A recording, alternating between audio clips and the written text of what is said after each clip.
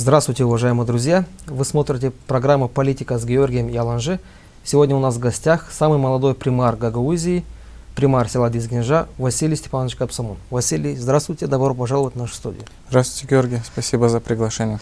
Василий, мы с вами давно, в принципе, знакомы, и я так заметил, у нас с вами есть как общие черты, так и отличия. Во-первых, мы с вами родились оба 11 мая, но в разные годы. Я родился в 91 году, вы в 93-м, кажется. 93-м. Во-вторых, мы оба участвовали в прошедших выборах в местные органы власти. Правда, вы показали более лучший результат, чем я, с чем я вас и поздравляю. Скажите, вот первый мой вопрос. Каково быть самым молодым примаром Гагаузии? Какие ощущения у вас? Таких ощущений, что самый молодой примар нету, потому что уже зашли в должность, работаем, что самый молодой. Конечно, есть вопросы, в которых некомпетентен полностью.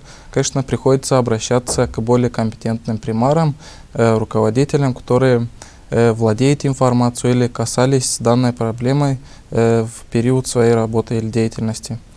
А таково, чтобы чувствовать себя молодым, чувства такого, что нет прямо, что самый молодой, гордость такого, нету, конечно. Какие вопросы самые сложные? Вот вы говорите, те вопросы, по которым вы не до конца знаете суть этих вопросов. Какие это вопросы самые сложные для примара? Это касается юридической стороны по поводу решения определенных вопросов. Я как заканчивал юридический факультет публичного управления, мы изучали данную сферу деятельности. К примеру, если взять по поводу земельного кодекса, есть очень много вопросов, которые, к сожалению, не доработан механизм реализации определенных проблем. Очень четко указывается, какова процедура, но механизма, к сожалению, на сегодняшний день нету. К примеру, взять по пастбищам.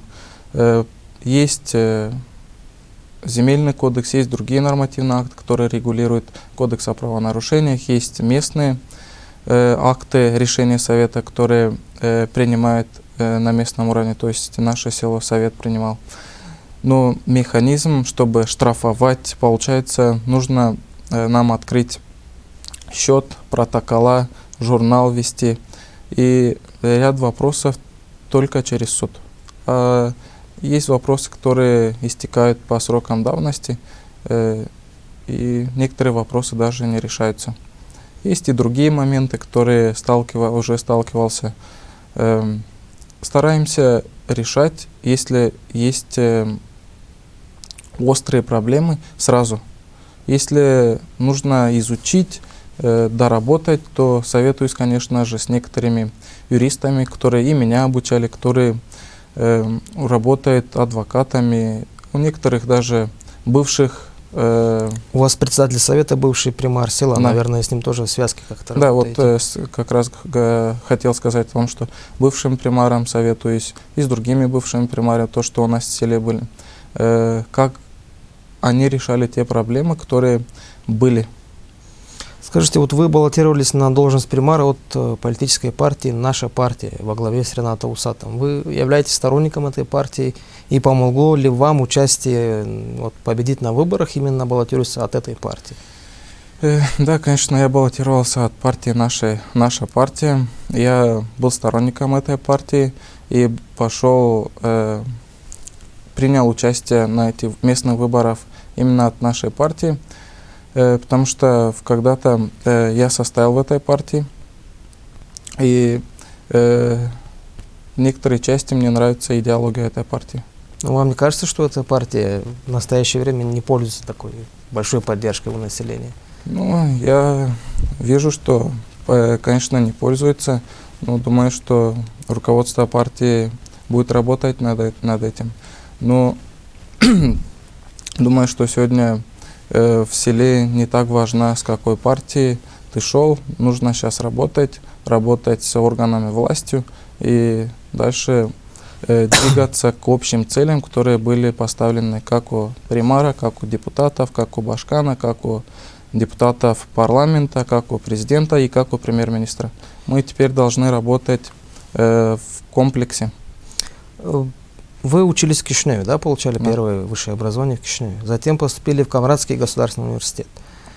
Вот выбирая между городом и селом, почему вы сделали выбор в пользу родного села? Тем более, когда в населенном пункте есть масса нерешенных вопросов, и вся ответственность ложится, конечно же, главным образом на примара. Вот почему такой выбор вы сделали? Чем руководствовались? Руководствовался тем, что мои корни сами здесь Генжи. Вся моя родня живет там, близкие, друзья, родители, бабушки, все остались в селе жить. Поэтому у меня был стимул, чтобы хотя бы начать процесс вот этот изменения в селе. Потому что, к сожалению, для молодежи у нас в селе мало что проводится. Нету таких инфраструктурных проектов, которые смогли бы способствовать к развитию молодежи. Я думаю, что мы сможем с командой это реализовать. У нас есть планы. Думаю, заручиться поддержкой исполкома, Башкана и депутатов Народного собрания. Мы обязательно еще поговорим о молодежной политике. Я бы хотел вас спросить о следующем. Постоянно в новостях сообщается о том, что село Дизгинжа на 50% не газифицировано. Скажите, как так получилось, что в советское время в селе Дизгинжа практически не было газа? Вам прежние руководители не рассказывали об этом? Рассказывали, конечно, рассказывали. Были и проекты, я вот нахожу талмуды по газу. Советского периода еще, да? Ну, советского, из 2000-х годов. В основном все проекты, которые были сделаны, это уже в период независимости Республики Молдова, это 2000-е годы. Есть проекты, но они не реализовались, они не нашли поддержку, я не могу сказать. Почему? В прошлый, получается, в 2017 году исполнительный комитет выделил 2 миллиона 700 тысяч на продолжение газификации. Там, получается, Ленина, Долженко, Рабочая. Там есть ряд улиц. Где-то было 150 с лишним домов. Но, к сожалению, часть из этих домов не зашли в проект. То есть люди сами не захотели, получается? Там, получается, были определенные проблемы. Проект, конечно, заказывала в тот период Примария. И обвинять кого-то, не, думаю, что нет смысла. Но нужно было более тщательно подойти к этому вопросу, изучить, советоваться. Потому что сегодня иду в Гагаузгаз с новым проектом, который уже заказал исполнительный комитет. Это второй этап по газоснабжению. И там сумма, опять же, большая. Сегодня, чтобы начать процесс газификации от 50%, то, что нет, у нас в Примарии таких больших денег нету, даже на проектирование. Мы сегодня будем просить, вот есть капитальные вложения этого года, с советом поговорим с депутатом, чтобы прийти к одному мнению, куда же эти деньги направить. На проектирование, потом обратиться в Молдова газ, там по ихнему постановлению работать дальше. А по поводу прошлых проектов, ряд проектов был реализован при Узун Петровиче, ряд проектов газификации было при Степане Ивановиче Банков, и вот при Петре Ивановиче тоже часть была реализована. Теперь люди каждый день приходят, спрашивают, когда будет газификация. Потихоньку делаем проекты, некоторые проекты уже в Гагаузгаз на согласовании. Сегодня вот должны были встретиться в Кишиневе с Гагаузгаз и согласовать, как будут продвигаться наши проекты дальше. Думаю, сколько домов еще нужно газифицировать? Сейчас у меня на руках получается один проект по 9 домам, еще один проект по 57 домам, еще один проект там получается по многоэтажному дому, а еще и пол села остается. Там еще где-то, наверное, 1000 домов. Как люди без газа обходятся? Дровами топят или как? Да, сейчас пока в селе трубы дымят, поэтому все дровами пользуются, углем, кто чем на что есть возможность, так скажем, в селе. Самой серьезной задачей для примара является, конечно же, открытие рабочих мест. Вам повезло, что Дизгинжа находится на близком расстоянии от Камрата. Многие могут работать в Камрате, вечером приезжать домой и так далее. Но я все равно думаю, что цель примара – создание условий у себя в родном селе, чтобы люди не выезжали лишний раз за пределы села, чтобы спокойно жили, развивались.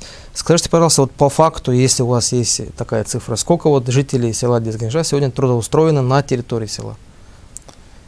К сожалению, такой цифры я не могу сказать, сколько именно трудоустроены в селе, потому что такой анализ мы не проводили, и не могу сказать точное число.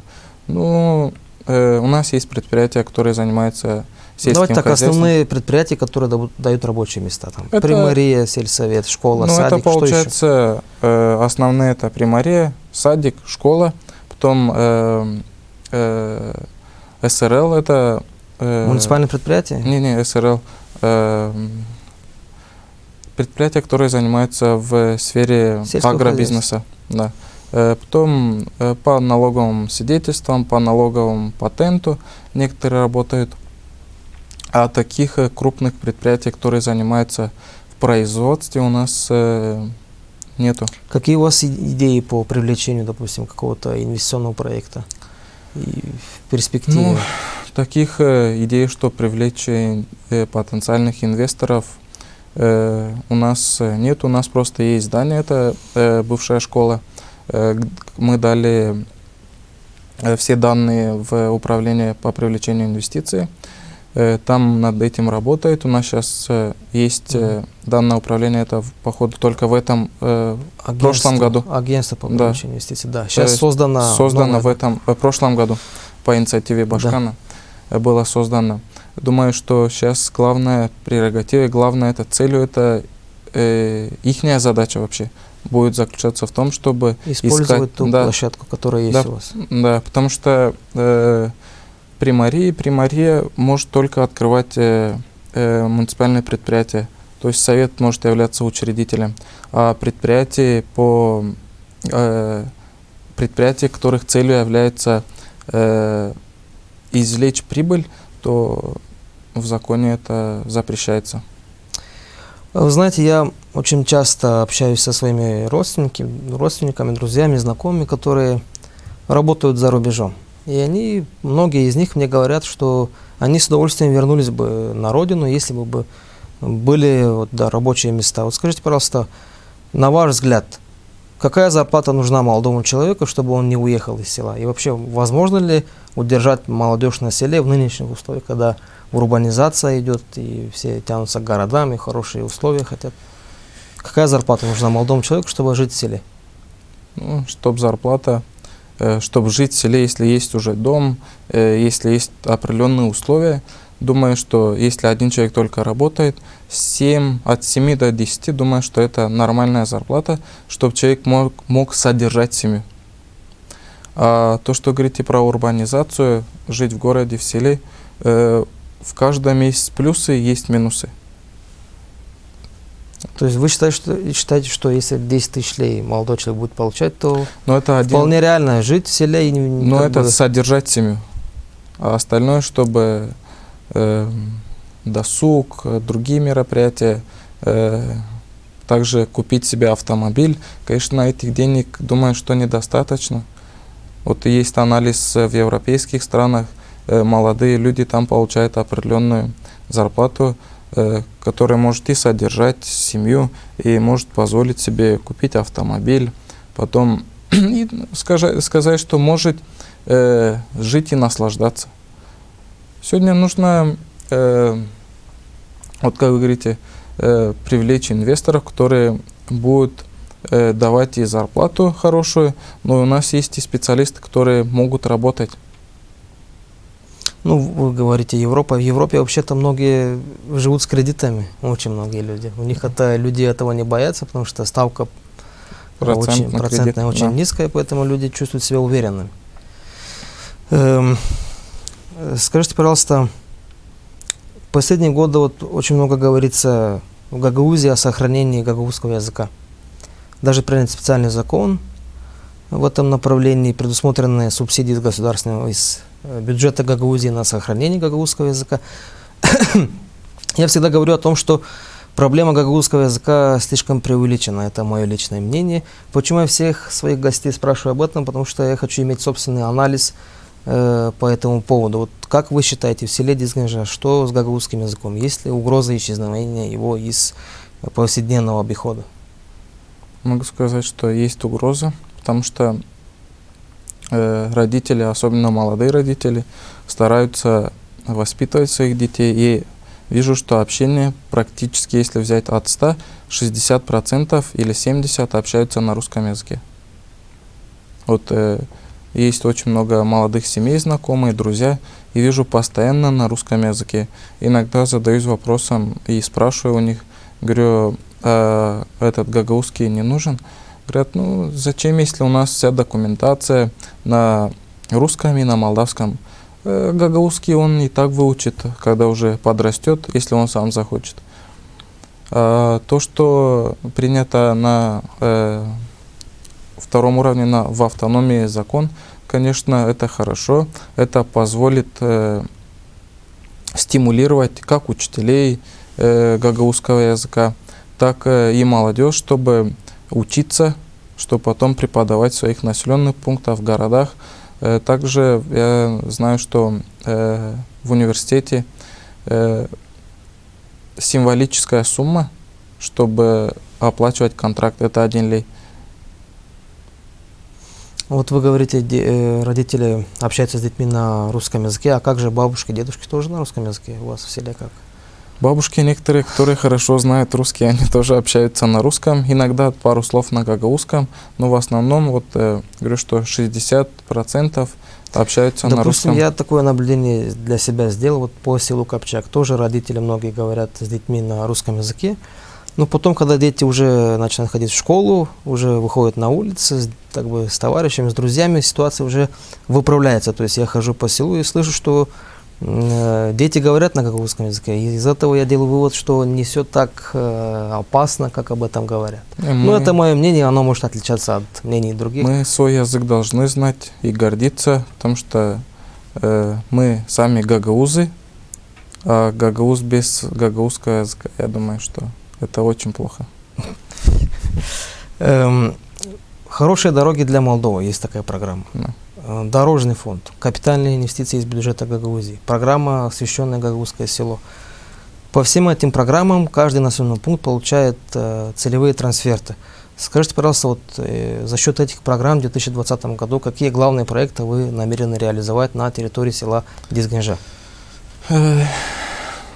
Согласно фонда, дорожный фонд, мы уже получили, у нас есть в планах сумма.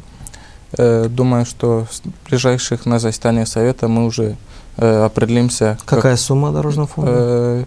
500 чем-то тысяч, но она практически не меняется.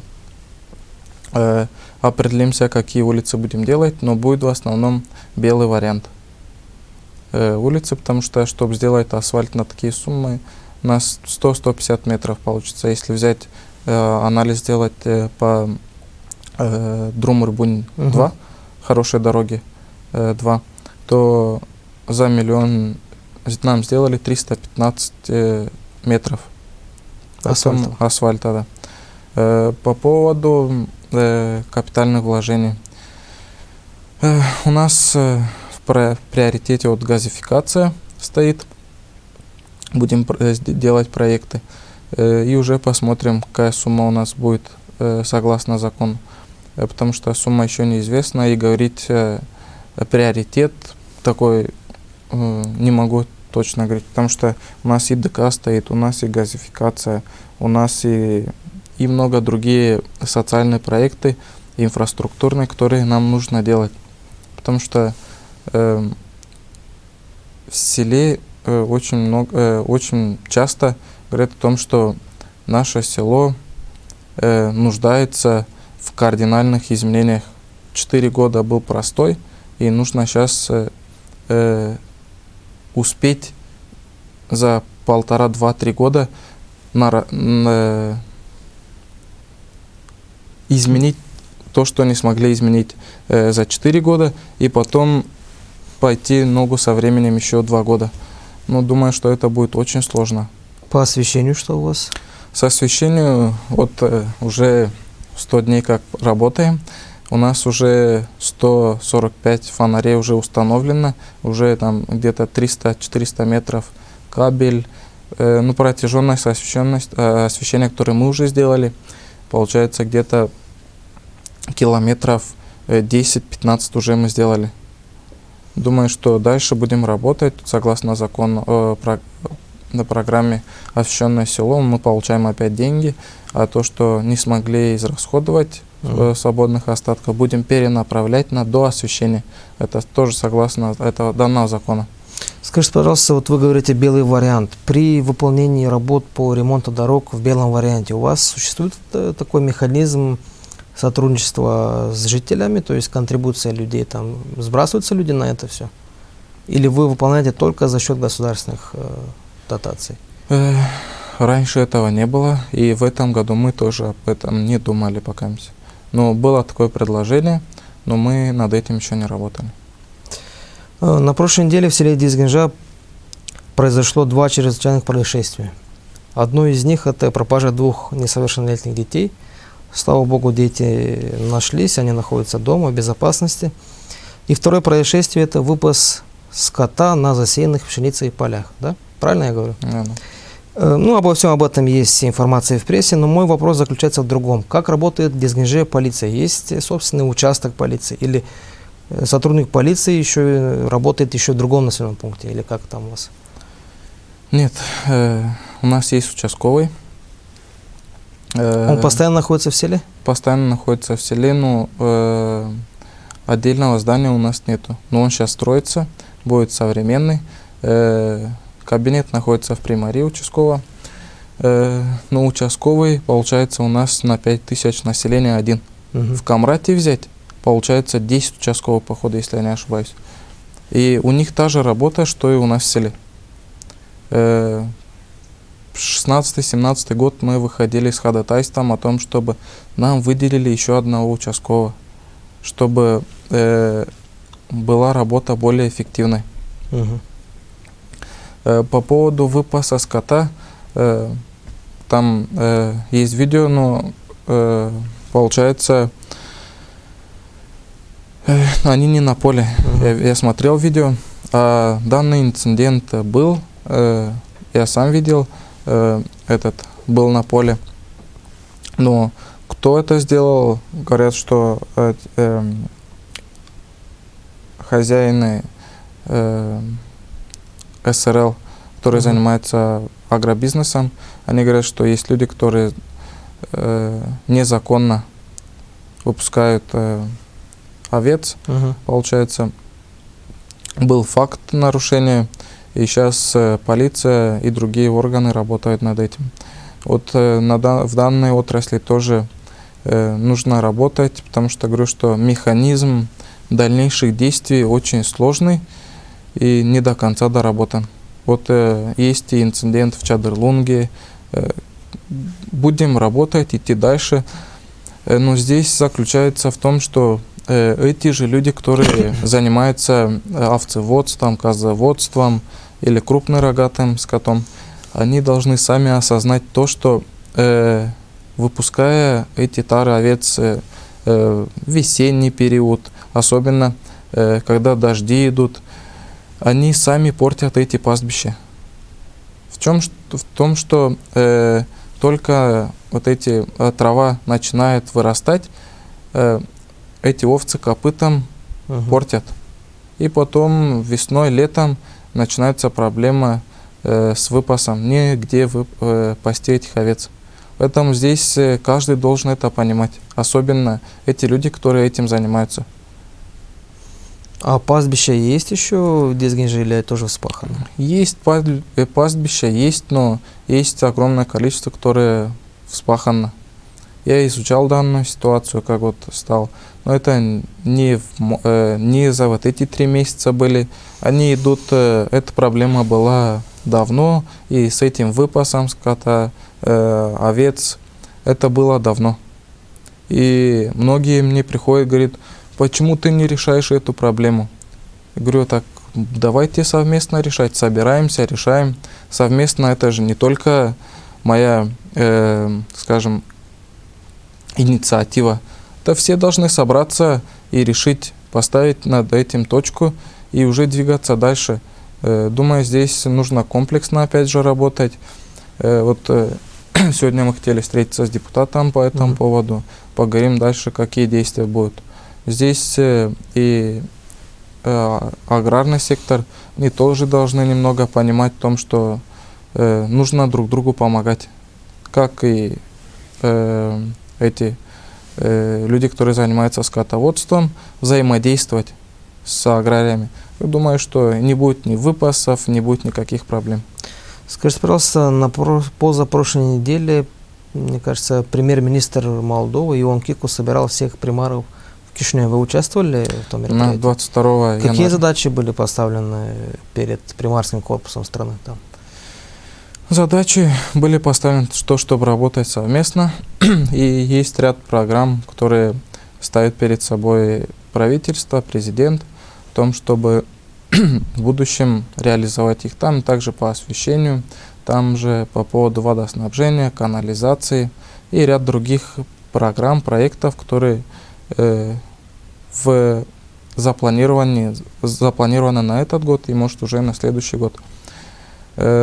Освещенность, то, что они предлагают, это, наверное, было взято из гагаузского опыта. Да, из гагаузского опыта. Сейчас вижу, что хотят внедрить и питание детей тоже с гагаузского опыта, то, что предлагалось исполкомом, башканами и депутатами.